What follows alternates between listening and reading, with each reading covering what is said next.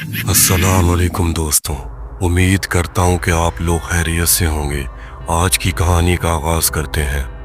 ये कहानी लाहौर के पुराने शहर की गलियों से शुरू होती है।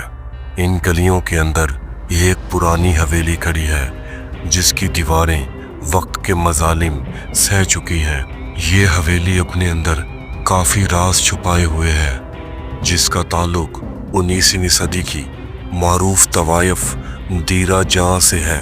मकामी लोगों का मानना है आज भी हवेली की वीरान दीवारों और खिड़कियों में भटकती है और रात के सन्नाटे में सिसकारियां भरने की आवाज़ें गूंजती हैं। ये आवाज़ें इस हवेली की स्याह रातों में गुम हो जाती है। हवेली की स्याह रातों में गुम हो जाने वाली सच्चाइयों का एक बाब है।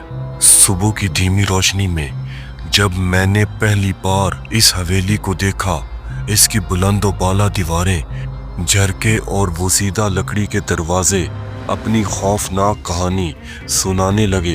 हवेली के सामने खड़ा एक शख्स जिसका नाम मोहम्मद हुसैन, जो इस इलाके के पुराने बुजुर्ग हैं, इन्होंने बताया ये इमारत 1857 की जंगे आज़ादी के कुछ अरसे बाद ही बनाई गई थी। दीरा जान अपने वक्त की मशहूर रफाका और गवैया थी। इस हवेली का मालिक एक नवाब साहब था, लेकिन जब नवाब की मौत हुई, इसके वारसों ने दीरा जान को जायदाद से बेदखल करने की कोशिश की। अदालती लड़ाई के दौरान एक रात इसे हवेली में ही कत्ल कर दिया गया।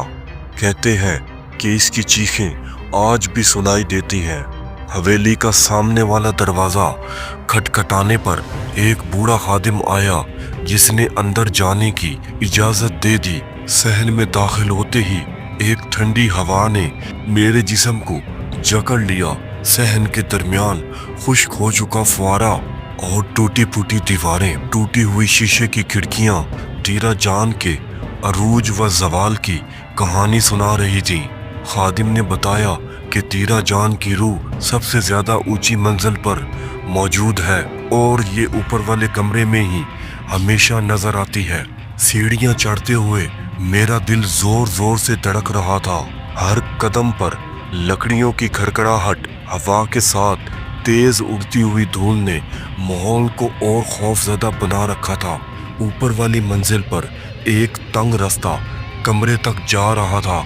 कमरे का दरवाजा खोलते ही एक भारी खुशबू ने सांस रोक ली। मकामी लोग कहते हैं ये आईना दीरा जान की रूह को महफूज रखता है। रात के वक्त जब चांद की रोशनी इस पर पड़ती है तो इसके अंदर इसकी रूह नजर आती है।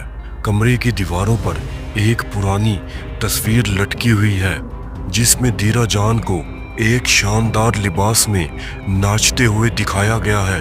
तस्वीर के नीचे एक शेर लिखा है, हर एक सांस में तेरी याद है, हर एक ख्वाब में तेरी जलवागिरी है, मगर दुनिया ने मुझे जुल्म की चादर में लपेट दिया है।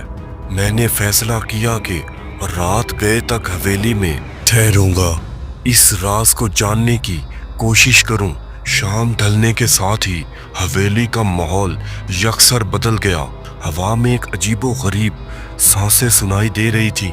कमरे में बैठे हुए मुझे ऐसा लगा जैसे कोई मेरे पीछे खड़ा है, मगर मैंने जैसे ही मुड़कर देखा, पीछे कोई नहीं था। अचानक नीचे सहन से एक औरत के रोने की आवाज़ आई। मैंने झटके से खिड़की का पर्दा हटाया। नीचे खुश फुआरों के पास एक सफ़ेद लिबास पहने हुए औरत खड़ी थी जो अपने हाथों से चेहरा छुपाए रो रही थी। मेरा दिल जोर जोर से धड़कने लगा। मैंने फौरन नीचे जाने की कोशिश की, लेकिन जब मैं सहन में पहुंचा तो वहां कोई नहीं था। सुबह होते ही मैंने इस इलाके के कुतुब खाने का रुख किया। यहाँ पर तारीखी दस्तावेजात में दीरा जान का जिक्र हो सकता था। एक पुरानी किताब जिसका नाम लाहौर की पुरानी परछाइयाँ था। दीरा जान को इसकी दौलत और हुस्न की वजह से बहुत से दुश्मन भी बन चुके थे। जब नवाब فتح خان کا انتقال ہوا۔ اس کے بیٹوں نے دیرا جان کو زہر دینے کی کوشش کی لیکن وہ بچ گئی۔ آخر کار ایک رات چند مسلح افراد نے حویلی میں گھس کر اس کا گلا گھونٹ دیا۔ کتاب کے مصنف نے لکھا تھا کہ دیرا جان کی لاش 3 دن تک حویلی کے فرش پر پڑی رہی، یہاں تک کہ محلے والوں نے اسے دفن نہ کر دیا۔ آخری رات میں نے حویلی کے صحن میں ہی چادر بچھا لی۔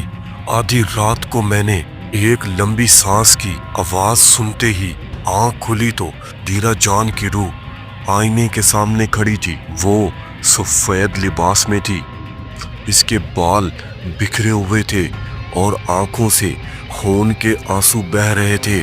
میں نے حرکت کرنے کی کوشش کی لیکن میرا جسم جیسے فالج زدہ ہو گیا ہو۔ اس نے آہستہ سے اپنا ہاتھ میری طرف بڑھایا۔ اچانک ہوا کا ایک تیز جھونکا آیا اور وہ غائب ہو گئی۔ صبح جب میں نے اس واقعے کا ذکر بزرگوں سے کیا تو انہوں نے کہا وہ اپنی کہانی سنانا چاہتی ہے اور وہ انصاف مانگتی ہے۔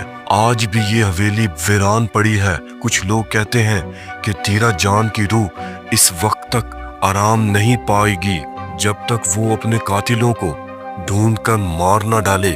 دوستو، آپ کو یہ ویڈیو کیسی لگی؟